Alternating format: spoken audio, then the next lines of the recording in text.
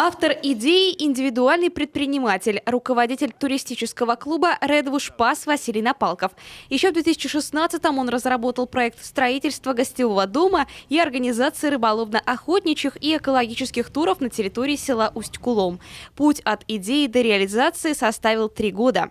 Сам дом, там находится баня, вот у нас небольшая сторожка, совмещается с лесаркой. Ну что, даже на бананах, на буране? Можно, да, небольшие развлечения, пока особо инвентаря нету много, но есть банан, есть сани, вот есть здесь у нас речка, излюбленное место вот для рыбаков, охотников место. А еще здесь можно ознакомиться с культурой и бытом коми-народа. Для гостей проводятся различные мастер-классы от приготовления блюд национальной кухни до изготовления традиционных лодок.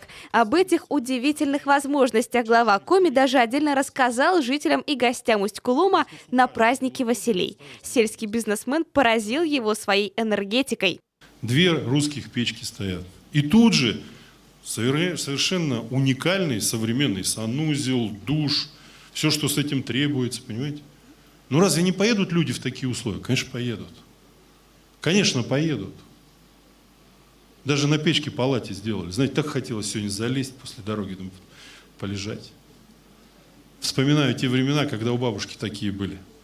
Когда на печке лежали всей семьей и о чем-то мечтали. Иногда приятно возвращаться в детство.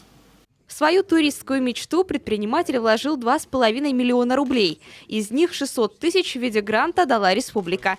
Получилось взаимовыгодное сотрудничество, новая точка роста. Первые 50 гостей условия и комфорт уже оценили. Сейчас вот уже забронировали на мартовский, вот это 8 марта. Вот, Я так понимаю, корпоративные мероприятия? 2-3 часа. Бывает, что 2 раза бронировали весь дом, полностью территорию.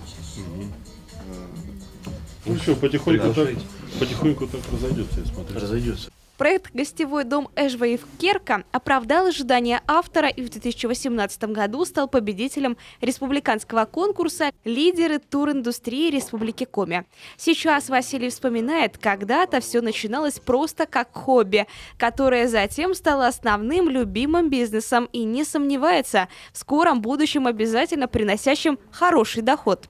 Анна Зубарева, Усть-Куломский район, телеканал Юрган.